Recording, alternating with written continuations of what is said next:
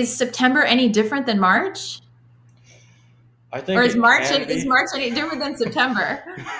So it really depends on the pilots. If people get out ahead of this, like you did, and get a module and order a module early, we have 6 months now.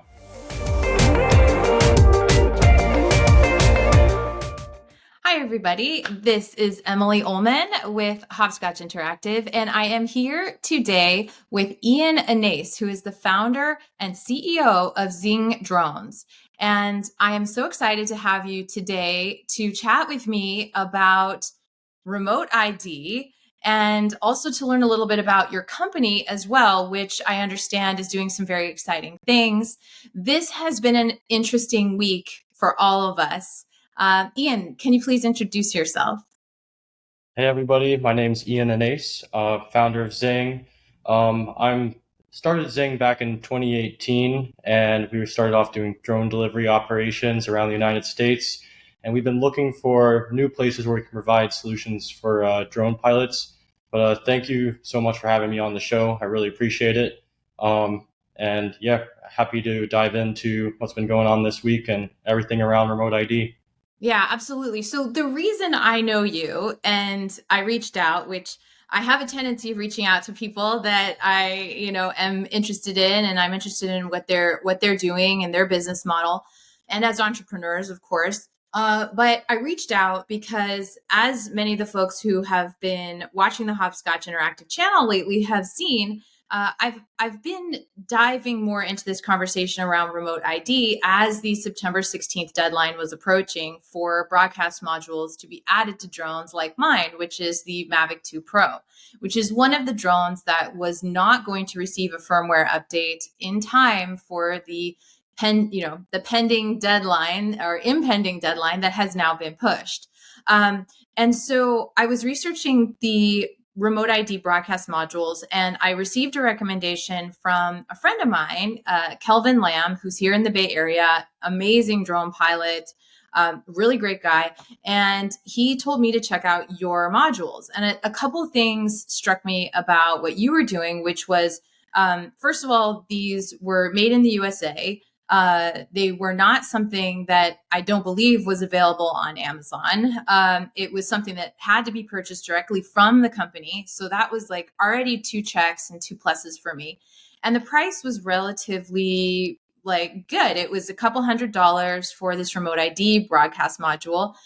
Even though I knew that there would be a delay beyond September 16th for receipt of the modules, I was like, great, I'm going to buy this module as a insurance policy for my drone and for my business. And I felt really good about supporting a entrepreneur like yourself because it seemed to me like this was really a more of a grassroots or a project that you were doing not as your core business, but as something sort of adjacent to the business that you are already running. Tell me what prompted you to start creating these, and what was sort of the initiative that you felt like this was going, like what did this solve for you as a company and for the people that you would be helping? Sure. So back in 2018, when Zing was first started, it was really started with the idea of making technology that was for the future of drones, specifically around delivery. We started doing a lot of research on the regulations.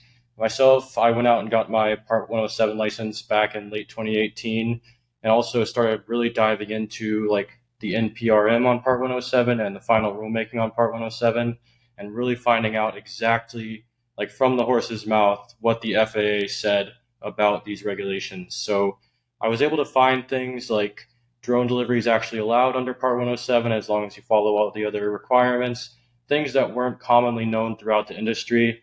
And I felt like taking that deep dive on the regulations really helped me to see exactly what the FAA's vision is. Mm-hmm. And so throughout 2020 and 2021, I also started looking into NASA's Unmanned Traffic Management, or UTM program. And this was kind of to incorporate advanced beyond visual line of sight drone operations into the US airspace. So their vision for that, and a major component of that back in 2020, was remote ID. And it Wow. was this network based remote ID system where every single drone would basically ping back their location to an FAA database called the FIMS. And that would go through like AirMap, Airspace Link, these other UAS service suppliers. And it would create a comprehensive view of the US airspace of where every single drone was. It would help them deconflict with one another. It was kind of like this big picture of what NASA and FAA wanted to implement for advanced, beyond visual line of sight style drone operations. So after the NPRM came out for remote ID, of course, there was those 50,000 comments on it. And I was always like interested in how the FAA was going to respond to this because there was a big backlash, especially from FPV pilots, about incorporating remote ID, especially as it was in 2020 with people having to pay to subscribe to UAS service suppliers for basically posting that to the network. So when the FAA came back and said broadcast only with just Bluetooth and Wi-Fi using either standard RID built in or a broadcast module, that's when we saw an opportunity to build out one of these broadcast modules. So I we started developing it back in December of last year as kind of like an idea, as creating like a prototype. We didn't know how much demand there was going to be at the time because DJI still hadn't came out saying they weren't going to do firmware updates on certain drones. We thought this was going to just kind of be a product that we could use for deconfliction for our drone delivery system. So our module will actually detect other drones that are close by and put that on the device and send it to the cloud so you can avoid any other drones in the airspace.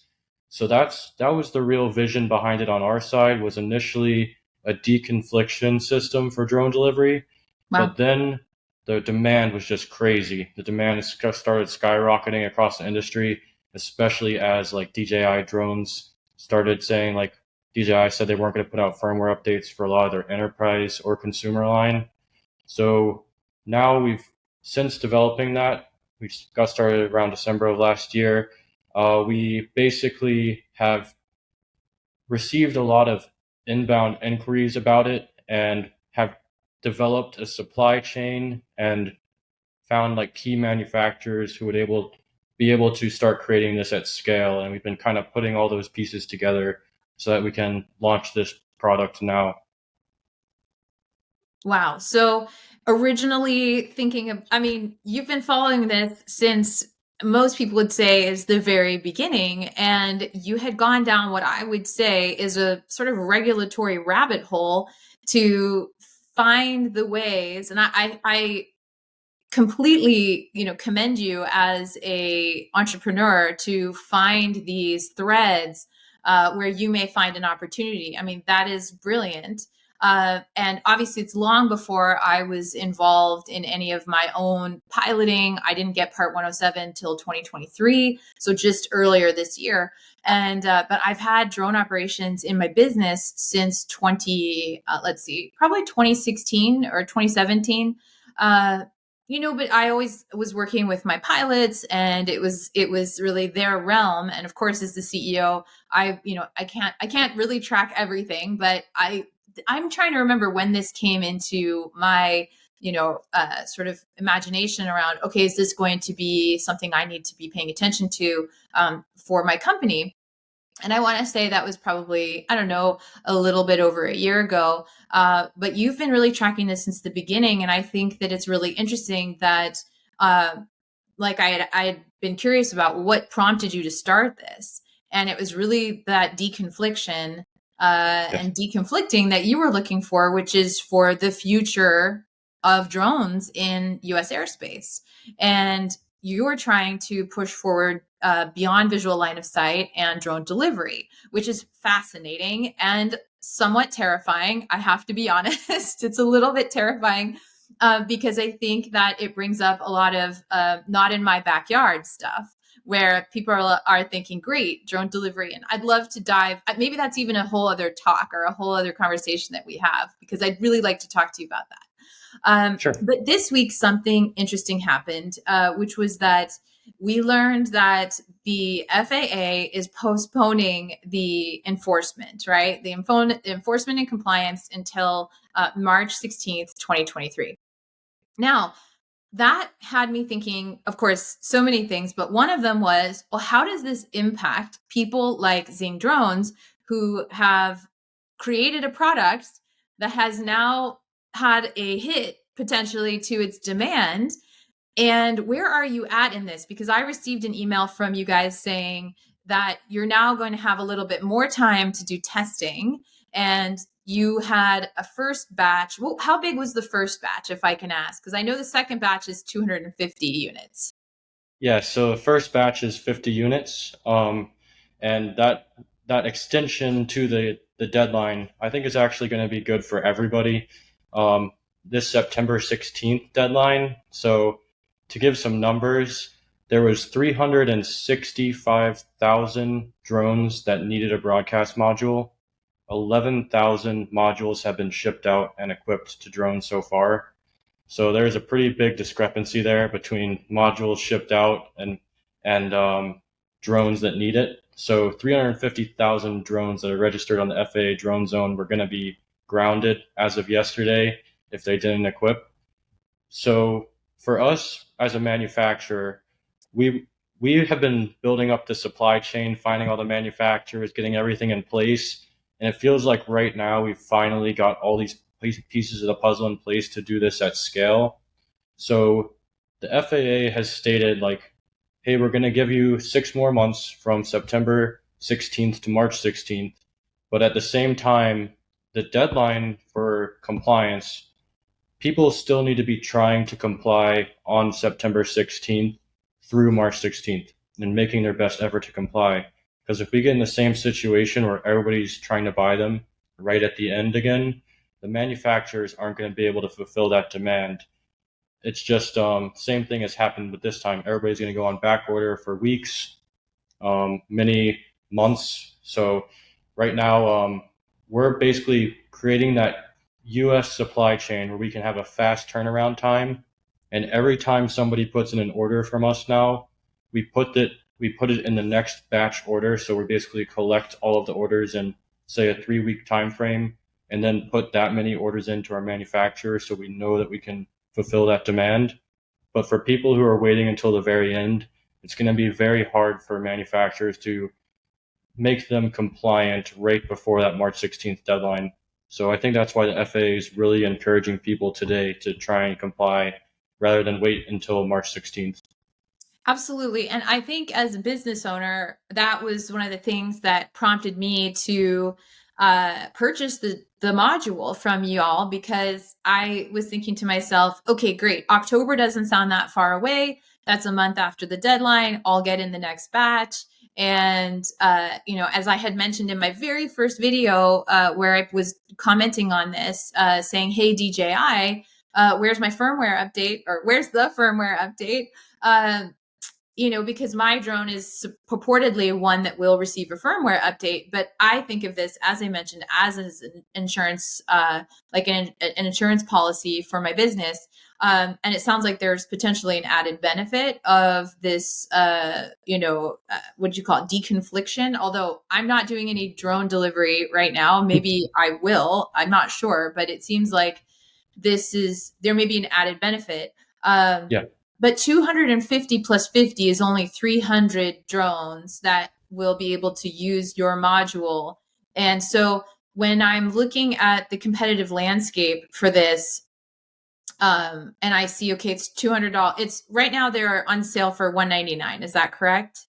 Yes, 199 Okay. right now. They're $199 right now. So, and originally the FAA had estimated that it would cost $50 for people to purchase these, Yeah. right? And, And and yeah, I don't know how they came up with that number, but there's a lot of the components that are required to fulfill the FAA requirement.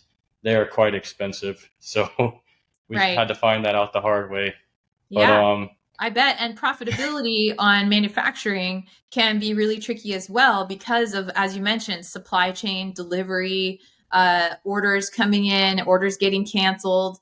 it's stressful. And okay, so Ian, what do you think is going on here? The On the one hand, we have procrastination. On the other hand, we have defiance of a government regulation.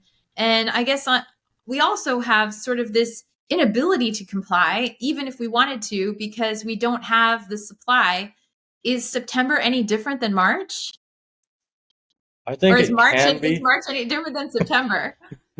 So it really depends on the pilots. If people get out ahead of this, like you did, and get a module and order a module early, we have 6 months now. So the FAA has put it out there. They said, hey, pilots, if you we're going to give you 6 extra months, but just know after that 6 month deadline, we're going to start issuing fines, suspending Part 107 licenses, and revoking Part 107 licenses. So this initial September 12th deadline was more around education over enforcement, but based on what the FAA said recently about March 12th, it's going to be more of enforcement over education because they really want to see this remote ID requirement implemented. Yeah. So right now, I think that what pilots can do to best prepare is order a broadcast module in advance for any drones that are not compliant today. Technically, you need to get those drones compliant as quickly as possible. The FAA said it's discretionary enforcement. So if they can see like commercial operators who are not complying, willfully not complying, and choosing not to order a broadcast module, then it might be a problem. So the FAA also has access to all of the drones on the FAA drone zone that are registered, and they can see whether or not those drones have a remote ID broadcast module or standard remote ID attached to them. So there is a way for the FAA to kind of, if you've registered your drones, see which drones are registered with remote ID and which ones are not. And I think the procrastination piece, a lot of people are going to wait until the last minute, but just know that it's going to be a similar situation on the manufacturing side with back orders as it was to September 12th. We're going to do our best to basically create a supply chain that can have a fast turnaround time. But if you wait until March or late February, I can't promise that we will be able to fulfill the demand in time for you to start operating right after March 12th. So it's going to be critical for pilots who want to comply to get ahead of it right now, because also insurance companies, drone insurance companies like Skywatch, they are going to be the ones who are going to say, if you're not remote ID compliant, then we might not have to pay out like an insurance claim. Say you crash your drone and want to get it repaired, they might ask for that remote ID information. Yeah, So it's I was wondering critical. about that because, for example, our insurance is a commercial insurance policy. It includes drone, but it doesn't. It's not like that company that you just mentioned. It's not drone specific, and so I'm wondering, is farmers insurance as savvy around this compliance, or are they just not even tracking it yet?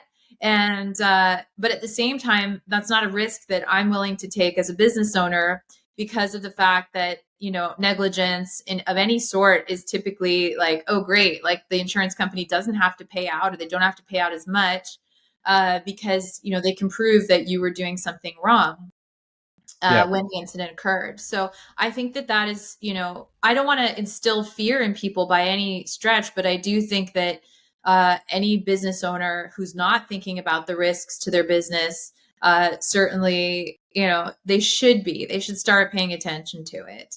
yeah. And now, so your modules, tell me about U.S. manufacturing, because obviously people can go onto Amazon and they can see that there are remote ID modules for like $69, or I don't know, some of them are a couple of $100. It's how should people be comparing the modules, uh, and what are some of the things that they should keep in mind? I feel like also, maybe some of these parts might be 3D printed. There might be some interesting ways that you are doing this, on demand fulfillment. Can you talk to us about that? Yeah, so with the way you should be comparing these modules is there's two kinds of modules. There's the ones that are self-powered, and there are the ones that need a separate battery and separate flight controller. So the ones that are self-powered, these are the ones that are going to be in like the couple $100 range. The ones that need a battery and a flight controller attachment to be plugged into it, those are going to be a little bit less expensive, like in the $79, $99 range. But the DJI drones, they have no power going out or no way to access the flight controller going out. So you need one of these fully self-contained, self-powered modules. For the US manufacturing, so the actual board has to be custom built. So basically like a chip that has all of the different components on it, like the Bluetooth, the Wi-Fi, all of these pieces that are necessary. Most manufacturers get their chips created in China. This definitely lowers the cost for them, but also creates kind of an inherent security risk. A lot of government agencies and commercial entities here in the US don't want to operate with that sort of Chinese equipment now, especially since there's starting to look like more export bans and import bans on technology like that. It's a less reliable source and it also has a longer turnaround time for supply chain. So by manufacturing in the US, we're able to have that shorter turnaround in supply chain. We partnered with a PCB manufacturer called Rush PCB out of California. They're able to do 7-day turnaround times with the boards. And then for the other components, like the housing, we use a form of 3D printing called SLS. It's using a laser and a powder to create the 3D housing. And this SLS printing is a really high quality, super lightweight material. So if you're using like an FDM 3D printer, it'll have those like layer lines, things like that. This SLS printing is extremely accurate and it's basically the quality of an injection mold, which is kind of that extremely high unit kind of plastic. But this SLS printing, each one is like quality checked before it gets sent to us. And we're able to do these in a large bulk. We got the first 50 of those in last week and they look really good. And And then you're gonna test them all, right? So that you can yes, be confident that your product that is going out is actually going to work for your customers. yes. Question about the so obviously like you had mentioned that these are going to work on DJI drones that are not compliant. You had also mentioned to me that even yesterday you were flying FPV, and that's one of the ways that you know you like to fly your FPV drone. Uh, but obviously, compliance with the RC community, hobbyists, FPV drones, lighter weight, not under 250 grams, but approaching 250 grams, drones for which a bulky component to be added to it would be awkward. What is your take Yes. on that? Are we just sort of doing this as a stopgap until all drones eventually have remote ID built into it? Or is this really something that's going to be here for like, is this a long period of time? Are we imagining like 2 years, 3 years, 5 years that we'll still see remote ID modules on drones? So the standard remote ID built in, that was a requirement for all manufacturers in the US starting from last year. So these remote ID broadcast modules are definitely going to be phased out over time. For the people who are flying the smaller FPV drones, I would definitely recommend buying one of those modules that you can plug into the power source. Those are really designed for those FPV drones and home built aircraft. So I would recommend one of those smaller modules that you can plug into the power source and the flight controller. For DJI drones, you definitely need one of those self powered units, and ours even fits on the Mavic Mini.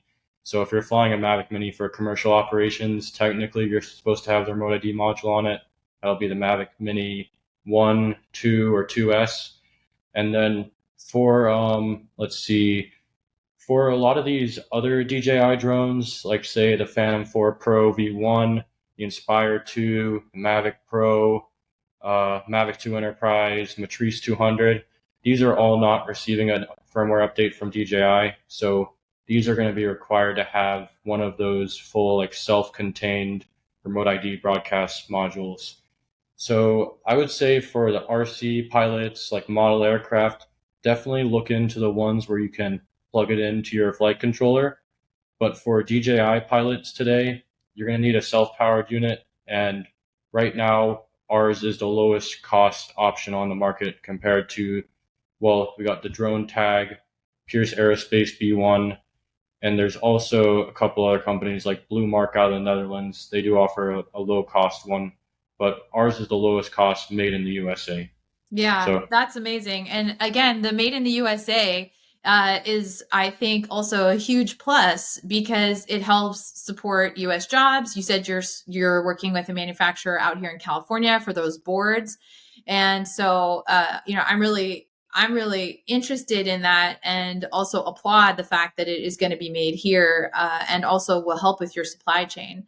Um, Shifting from the remote ID conversation, perhaps into more of what Zing is doing and what you're doing with your company as a startup, can you also talk with me about why the, I guess it's the, let me see, deconfliction and the broadcasting is a critical piece of airspace infrastructure for you? And is this is this the piece that has to happen first before we can have safe drone delivery? Where are we at in this? Because it is such a new thing. And I feel like, I mean, here I live very close to Berkeley, California. I live very close to the University of California, Berkeley.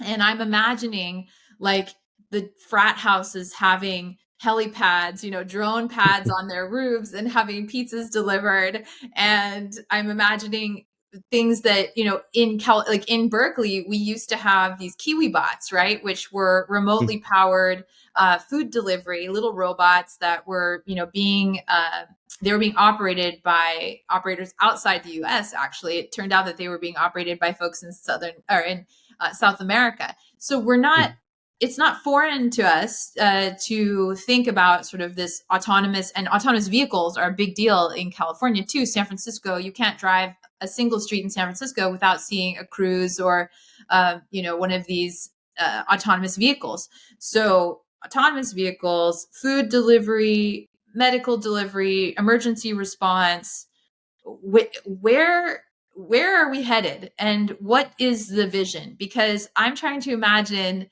like instances where I would really want it and then instances where I really wouldn't want it. Can you talk to me about that? yeah, so these sidewalk bots, like the Kiwi bots, the Starships, they've carved, I think, a pathway for autonomous delivery to happen, autonomous last mile delivery. And then moving that from the streets to the skies is kind of the next step. So on the streets, these sidewalk bots are able to go, 5 miles an hour. They got to stop at the crossings. They have to navigate through traffic. Sometimes people kick them over, things like that. With the drones, so the first phase of integration of these unmanned aircraft systems into the U.S. airspace is going to be drone delivery. The second phase of that, a lot of people talk about like this AAM, UAM, air taxis. That's drone delivery is going to carve the pathway for the air taxis in the next 10 years. But firstly, drone delivery. So there's regulations out now from the FAA. Basically, the Part 135 regulation has been morphed into drones. Companies like Wing, Zipline, and Amazon already have this certification for drone delivery. And then type certification for the aircraft, same process that a Boeing 747 has to go through, these drones have to go through to operate over people. So what we're looking at right now is creating an airspace that enables drones. And so since 2018, NASA and the FAA have been collaborating to create that through what's called the UTM pilot program. And then on the FAA, that's on NASA's side. And on the FAA side, the integration pilot program, which has turned into the Beyond program. And Zing joined the Beyond program in 2020 to help incorporate some of these advanced drone operations into the US airspace. So basically, through the Beyond program and through the UTM pilot program, the FAA and NASA are collaborating to create, let's call it like the highways in the sky. And in order to have that implemented successfully, drones need to be able to reserve a flight route in 4 dimensions, so 3D plus time. And they will basically, when they take off, they'll have to stay within a small window of airspace throughout their entire flight, and all of the other drone operators will know where each drone is in the airspace. And that was highly dependent on this network-based remote ID coming out. And I think that was the original reason for the FAA pushing remote ID, was for that network component to incorporate these advanced drone operations.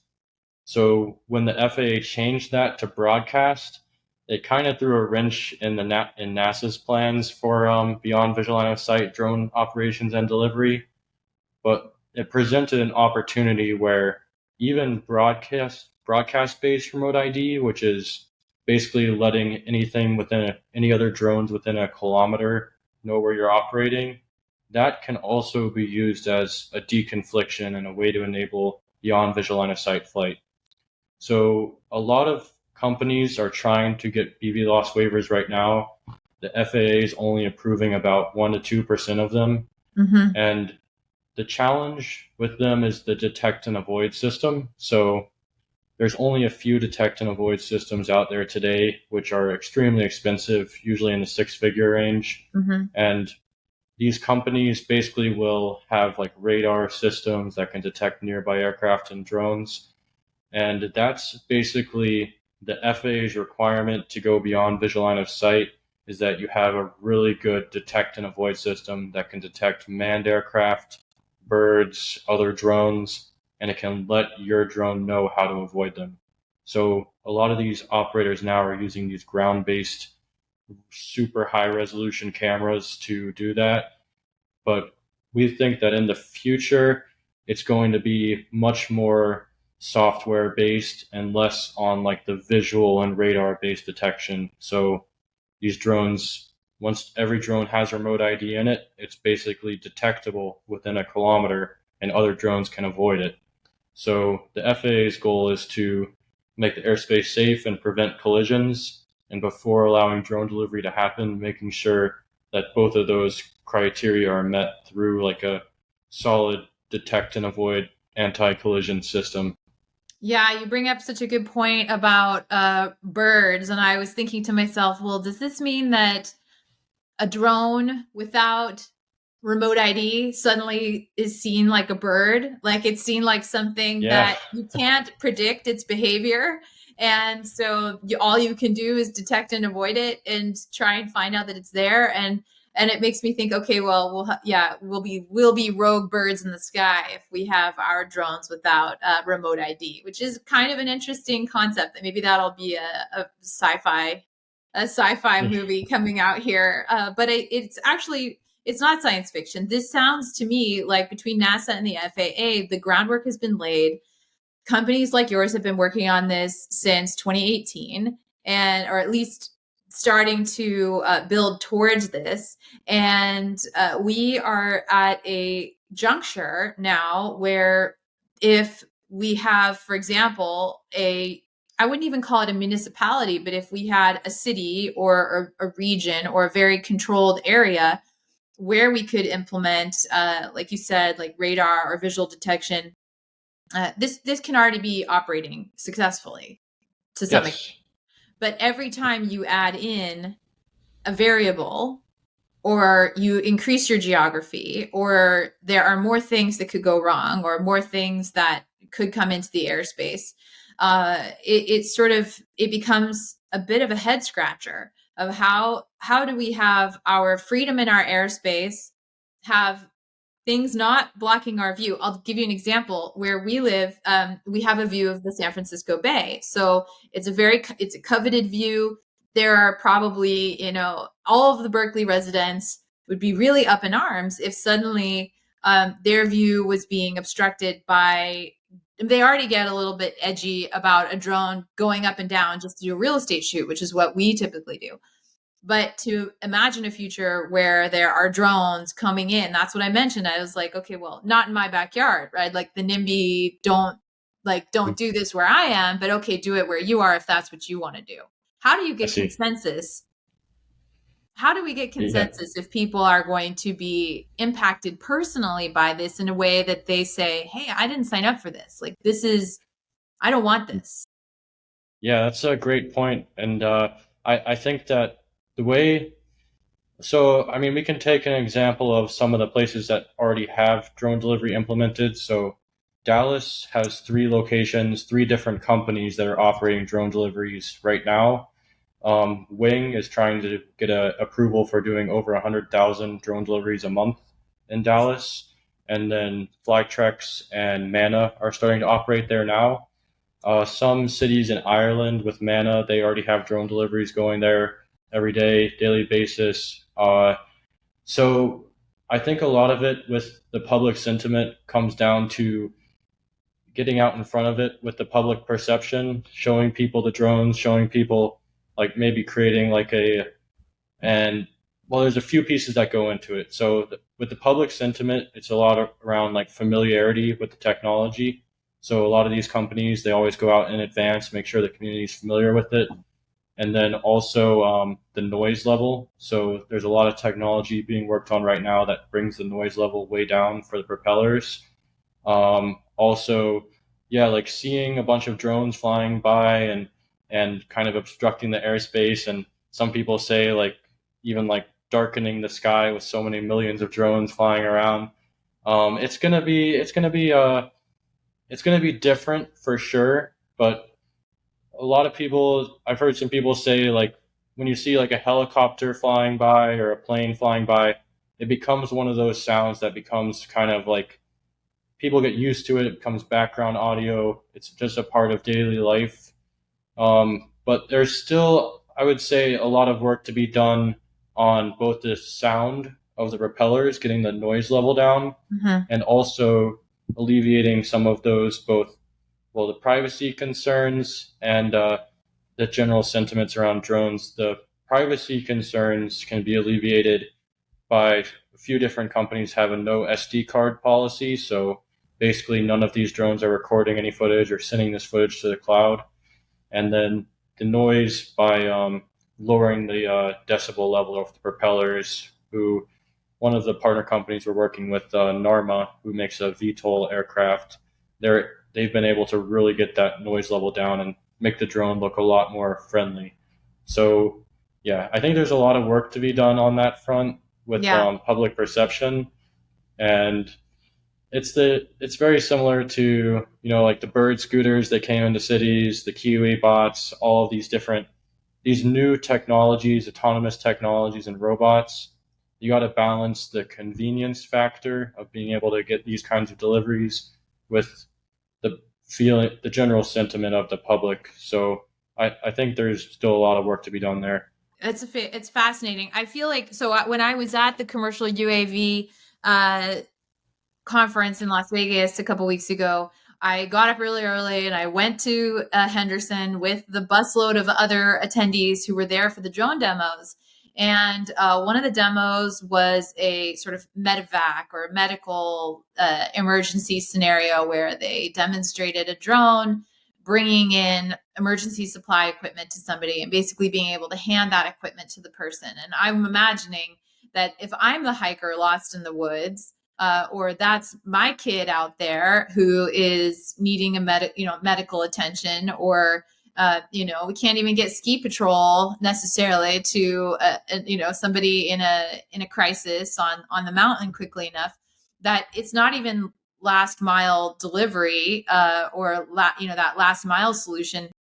We're talking about an emergency intervention. And so I Yeah, think that there's, like I mentioned, I think that there's instances where that would be very welcome, and then other instances where I'm meditating on the beach trying to enjoy yeah, the sunset, and then you know yeah, so I'm like, wait a second, we're going to have to really grapple with this as a society. And the implementation of this seems like groundwork is really being laid. There's a lot of companies that, like you mentioned, only 1 to 2% of these BVLOS applications have been approved, but that means that there's a huge demand for companies that do want to do this. So I just think that as we move into the next few years of the industry maturing, we're going to be definitely crossing into some very interesting and great topics for discussion between companies like yourselves and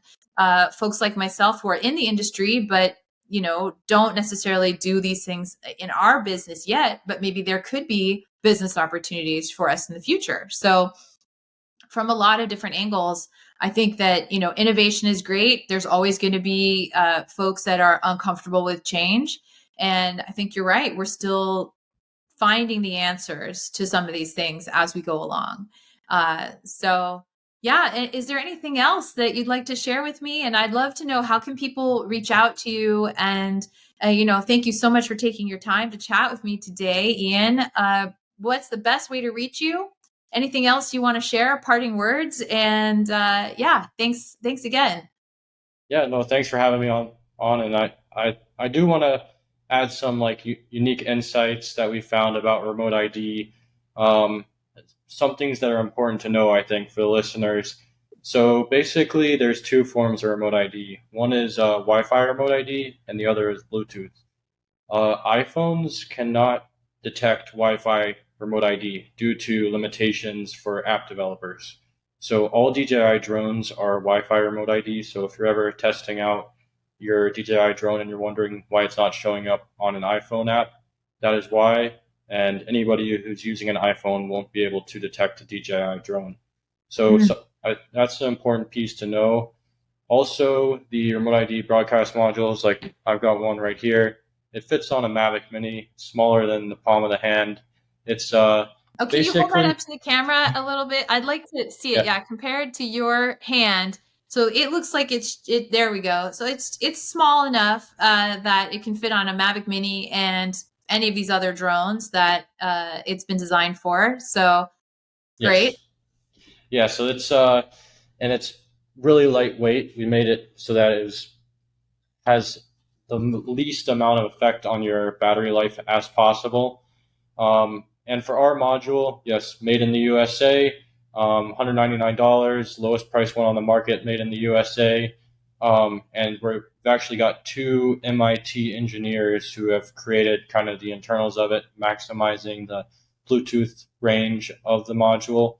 And as I mentioned before, ours also will detect other nearby drones, collect that information, send it to the cloud, and it can display it to you on a dashboard, on a web interface.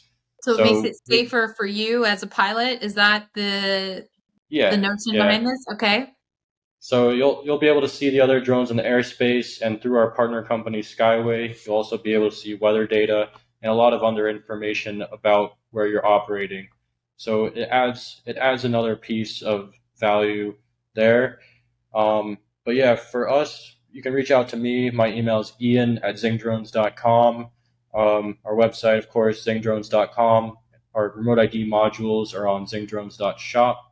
Our Instagram page @ZingHQ. And yeah, if you ever have a question about our remote ID modules or want to learn more, don't hesitate to reach out to me directly. And yeah, we're we're preparing for a lot of demand, so it would be best to get out ahead of this regulation before March 16th, get your module so that you know that you've reduced the risk for your business, especially if it involves a lot of commercial drone operations. So Ian, you mentioned that folks can get the remote ID broadcast modules at, it was shop dot, oh, tell me the URL one more time. Yeah, so it's zingdrones.shop, and you can use the code Hopscotch for $20 off the module.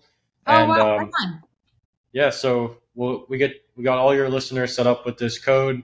Go log on there anytime. Use code Hopscotch, get your $20 off, and yeah, excited to work with you in the future. And let us know if you have any questions about the module. We'll be very fast with responding.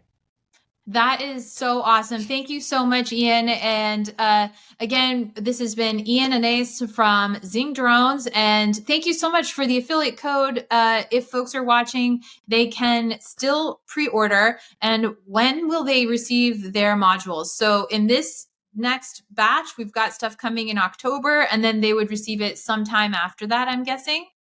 Yes, that's correct. So we're going to basically take all of the orders that we receive in the next week or so, and are going to have a hard deadline and put in the order from the manufacturers. So if you don't get in the order in this next week or so, you're going to have to wait until the next batch order, which the pricing is actually going to increase at that next batch. So if you get it now, you'll get it for $199 minus the 20 with the code Hopscotch, and we'll be able to get that out to you as soon as possible in this next batch of orders.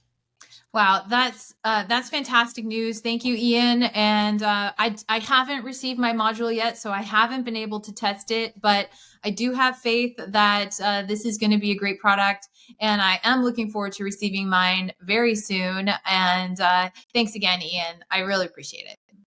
Thank you, Emily.